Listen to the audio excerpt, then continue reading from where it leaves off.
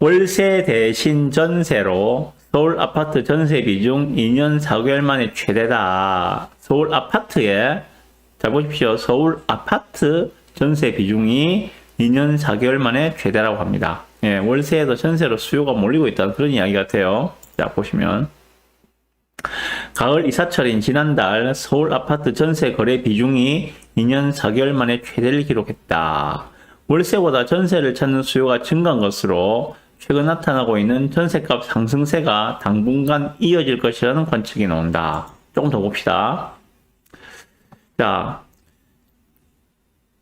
지난달 9월달이겠죠. 9월달 서울 아파트 전월세 거래량 1만 4천 건 가운데 전세 거래가 8,700건으로 전체 전월세 거래, 그러니까 임대차 거래 이거죠. 매매 거래가 아니라 전월세 거래 중에서 전세가 월세보다 훨씬 더 많아졌다 하는 그 이야기를 하고 있는 겁니다. 자, 이는 지금 21년도 5월달에 전세 비중이 67%, 그럼 3분의 2가 3건 중에서 2건은 전세 거래, 1건이 월세 거래였는데, 그게 수치가 좀 줄었었죠, 그죠? 언제? 작년도 12월 달에 서울 아파트의 전세 비중은 47.6%까지 줄었다고 합니다. 그러면은 2건 중에 1건은 월세고 1건은 전세 거래였다. 이런 이야기인데 지금 그게 또 점점점 늘어나고 있다는 이야기입니다.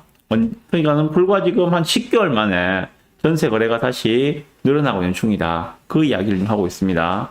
이렇게 지금 그 전세 거래가 올해 초만 하더라도, 작년도 12월 달만 하더라도 전세 거래가 확 줄어들고 월세 거래가 크게 늘어났었어요. 그런데 올해 초까지 전세값이 크게 하락했죠. 그러다 보니까는 월세 수요가 다시 전세로 갈아타는 경우였다. 혹은 집주인과 협의를 통해서 월세를 전세로 돌리는 경우가 많아지고 있다라고 하고 있습니다. 자, 이유는 이제 단 하나죠. 여기서 제가 말씀드리고 싶은 거를 좀 말씀드리겠습니다. 이건 팩트거든요, 지금. 서울에서 전세 거래가 늘어나고 있다. 이건 팩트입니다. 보시면, 자, 작년도에, 그러니까 월세 거래가 확 늘어날 때, 작년도 12월 달, 올해 1월 달 이때 월세 거래가 확 늘어날 때, 이유는 뭐였습니까? 전세 대출 금리가 높아서였죠. 오히려 월세가 쌌었거든요, 그 당시에는. 그러다 보니까는 사람들이 너도 월세로 몰려갔었죠. 그러다 보니까 전세 값은 떨어졌죠. 전세 수요가 빠지니까 전세 가격은 떨어질 수밖에 없는 상황이죠. 그런데 전세자금 대출금리가 이제 내려왔죠, 그죠? 내려오다 보니까는 이제 다시 월세가 더 비싼 상황이 된 거야. 그러다 보니까는 사람들이 다시 이제 전세로 다시 몰리고 있다. 그러다 보니까 전체 거래량 중에서, 전월세 거래량 중에서 전세가 다시 60%를 넘어서고 있는 현상이 나타나고 있다. 이 이야기를 지금 하고 있는 겁니다. 자, 작년 12월 달만 하더라도 그런 이야기 많이 들어보셨죠. 월세의 종말이다. 전세는 우리나라에만 있는 고유한 특수한 그러한 그 형태인데 아마 이는 곧 없어질 것이다. 앞으로 월세의 시대가 도래할 것이다. 이런 이야기들 한 번쯤은 보셨을 거라 생각합니다. 그런데 웬걸 다시 전세가 부활했습니다. 전세가 부활했어요. 예. 사람들은 그런 겁니다. 가장 자신의 경제적 이익에 부합하는 그런 행동을 할 수밖에 없겠죠. 작년도 12월 달, 올해 1월 달만 하더라도 전세 대출 금리가 높았어요. 그러다 보니까 당연히 상대적으로 저렴한 월세로 수요가 몰려갔던 것들이고, 수요가 월세로 몰리다 보니까 월세는 상승을 하겠죠. 상대적으로 전세는 하락을 했죠. 그러다 보니까 이제는 전세가 더 싸 보이는 거야. 마침 또 전세 대출 금리도 많이 낮아졌잖아요. 올해 초에 6% 이상 치솟았던 전세 대출 금리도 지금 4%대로 다시 내려온 상황이니까 지금은 전세가 싸니까 전세로 몰려드는 상황이 나타나고 있다. 이렇게 보시면 될 것 같아요. 예, 요 기사에 대해서는 그것만 생각하시면 됩니다. 자, 그러면 요 뒤에 좀 보실게. 그럼 앞으로 어떻게 될 것인가? 전문가들은 전세 수요가 늘면서 당분간 전세값 강세가 이어질 것으로 예상한다. 앞으로 전세값 강세가 예상된다고 합니다. 단 조건이 있겠죠. 전세 대출 금리가 지금처럼 4% 초중반을 유지해야 한다. 전제 조건이 있습니다. 만약에 전세자금 대출 금리가 올해 초처럼 6%대로 간다면은 다시 수요가 월세로 빠지겠죠.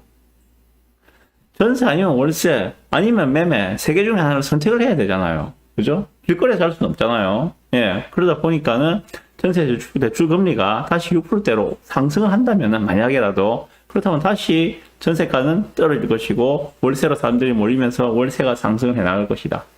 그렇게 과거의 경험을 비추어 보건대 앞으로 그렇게 흘러갈 것이라고 예상을 할 수가 있겠죠. 그래서 전제를 다른 것들이 여기에서 전문가들이 말하는 전세 수요가 늘면서 당분간 전세가 강세가 이어질 것을 예상한다 라고 했을 때 그 전제는 전세 자금 대출 금리가 지금과 같은 4% 초중반을 유지해야 한다는 전제가 필요한 것들입니다. 자, 부동산 빅데이터 업체 아실 조사 기반으로 서울 아파트 전세 물건 수는 한 달 전 3만 1000건에서 현재 3만 900건으로 1.9% 감소했다. 전세 물량마저도 감소하고 있다고 합니다. 무슨 말인가 하면 전세 공급에 비해 수요가 더 많은 것이다. 이런 가운데 내년 서울 아파트 입주 물량은 8천여 가구로 올해 3만 3천여 가구에 비해 급감해서 내년 이후에도 전세값은 꾸준히 오를 것이라는 전망이 많다. 전세 또한 수요와 공급의 원칙에 따라서 가격이 결정되겠죠. 예. 지금 보시다시피 내년도 서울의 입주 물량은 8천여 가구라고 합니다. 올해 3만 3천 가구였는데 내년에는 930만을 자랑하는 대한민국 수도 서울의 입주 물량이 8천 가구라고 합니다. 턱없이 적은 수치죠.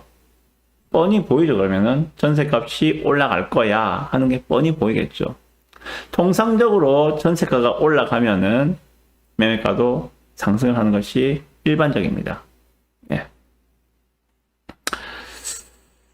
그렇습니다. 그래도 내년에 입주 물량이 크게 줄어드는 데다 작년부터 이어진 인하가와 착공 물량 감소로 앞으로 2, 3년간 가격 상승에 영향을 줄 수 있다. 예.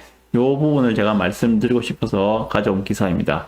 지금 서울 쪽의 분위기는 이런 분위기로 흘러가고 있다 하는 것만 감을 잡으시면 되겠습니다. 네.